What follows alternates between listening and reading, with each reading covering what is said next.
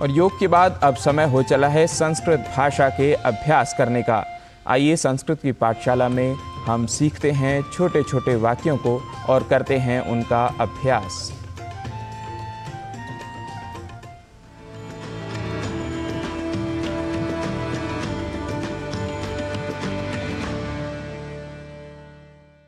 नमो नमः।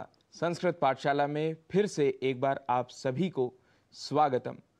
संस्कृत पाठशाला में हम अपने पिछले अंकों में छोटे छोटे वाक्यों को बनाना सीख रहे हैं। अपना नाम कैसे बताना है यह सीख रहे हैं और कैसे किसी और का नाम पूछना है संस्कृत भाषा में हमने यह भी सीखा। आज इसी श्रृंखला में अपने सीखने के इस क्रम को आगे बढ़ाते हुए हम आज बात करते हैं और कुछ नए वाक्यों की। जी हाँ, ऐसे वाक्य जो हमें सहज रूप से संस्कृत बोलने में सहायक रहेंगे। आज का प्रथम वाक्य है हमारा कह बालकः। हमने अपने पिछले अंक में भी यह सीखा था कि कैसे पूछना है कौन बच्चा है।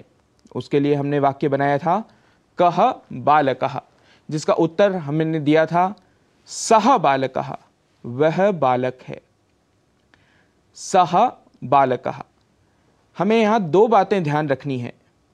एक तो जो सह इस पद का जब हम प्रयोग करेंगे तो वह हमेशा पुल्लिंग के लिए ही प्रयोग होगा और वह चीज़, वह व्यक्ति या वह ऑब्जेक्ट हमसे दूर होना चाहिए, तभी उसी स्थान पर हम सह इस पद का प्रयोग करेंगे। आप स्क्रीन पर देख ही रहे हैं, हमारा अगला वाक्य है का बालिका। मित्रों, स्क्रीन पर लिखे हुए इन वाक्यों को आप भी मेरे साथ जोर जोर से बोलिए। इससे संस्कृत बोलने का आपका अभ्यास इसी समय होगा। अलग से इसके अभ्यास करने की आपको आवश्यकता नहीं पड़ेगी। अगला वाक्य है किम फलम, जिसका उत्तर है तत्फलम। दर्शकों, स्क्रीन पर लिखे हुए इन वाक्यों को या इन यूं कहें प्रश्नों के उत्तर आप भी देने की कोशिश करिए।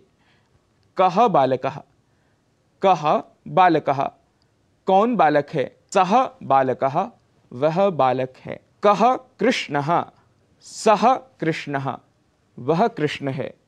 कह जनकः, जनकः यह शब्द संस्कृत में पिता के लिए प्रयोग होता है, जिसे हम अंग्रेजी में फादर कहते हैं, लेकिन संस्कृत में एक फादर शब्द के लिए ही पिता, जनकः, तातः, ये बहुत सारे ऐसे शब्द हमको मिलते हैं। यह इससे हमें पता चलता है कि संस्कृत कितनी समृद्ध भाषा है और एक ही पद के लिए बहुत सारे शब्द हमें इसमें मिल जाते हैं। हम आशा कर रहे हैं कि आप भी हमारे साथ इन वाक्यों को जोर जोर से बोल रहे हैं।